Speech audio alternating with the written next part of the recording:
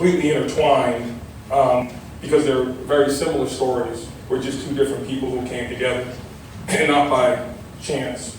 So I'll speak for Jimmy first, and then read mine, and I'll be as brief as possible. Jimmy would like to say thank you to Almighty God, Color and Change, the NEA, and the distinguished guests who received their awards, as well as ones in the audience. They say that everything happens for a reason, and around the end of 2019, a lot of things happened. Jimmy's life changed forever when his company was financially lynched, and I'm going to use that word lynched because that's exactly what it was, because I was there and I watched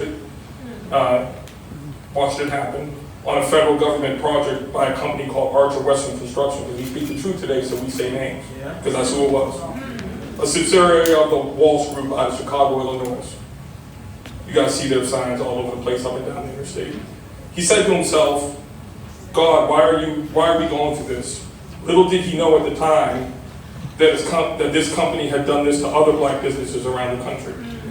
This experience put him on a path to help bring awareness to injustice that lots of black business owners face, including myself, which is Jimmy brought me to that campaign, and introduced me to Color and Change. He started a petition 2 years ago that has amassed over 10,000 signatures and brought significant awareness to an issue that plagues many black businesses. And he asked me to close with a quote from Dr. Reverend Martin Luther King: "An injustice anywhere is a threat to justice everywhere."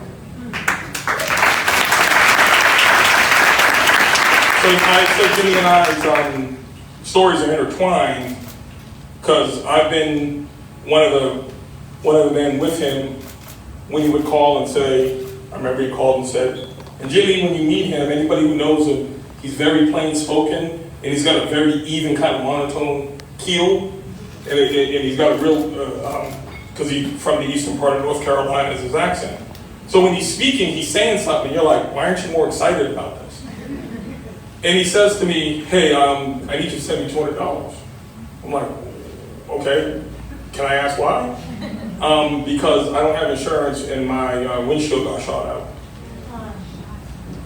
I said, what? Yeah, okay, here's your $200. You know who did it? No, I don't. I gotta keep going. The heavy civil industry is one of the, and I can tell you a couple more stories of people showing up at his house, and when you go up against these big companies, and I'm not saying they did it. I'm not saying they did it.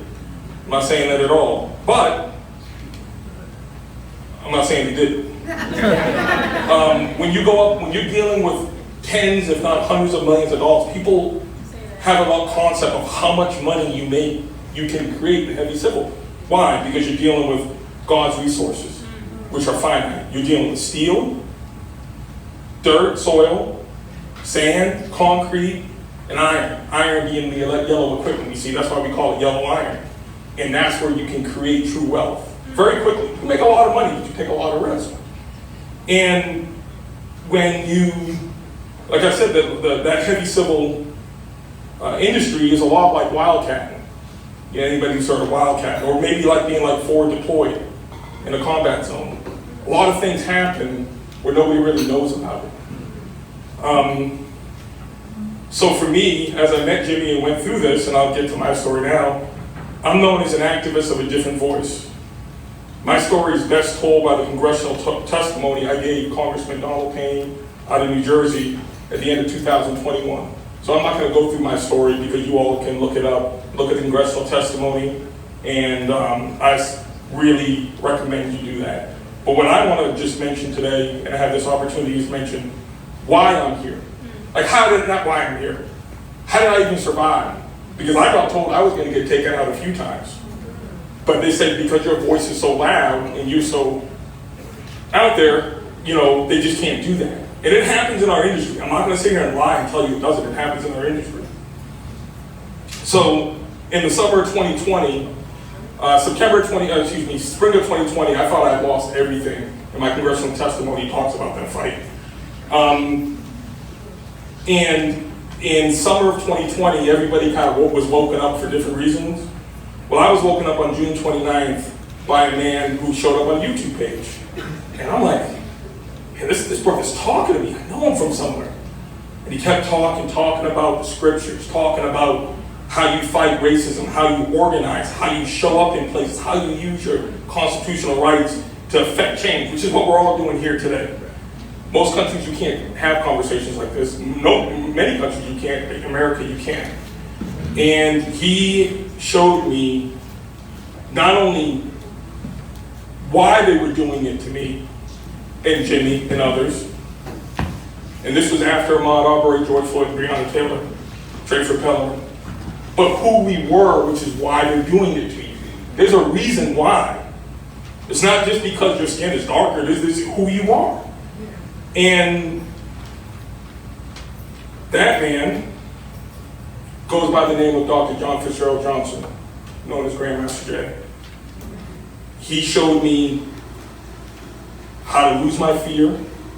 And if any of you know who he is and what he did and what his organization did, he stood on the front line in 2020 and stood up to these blankety blanks very succinctly and very effectively.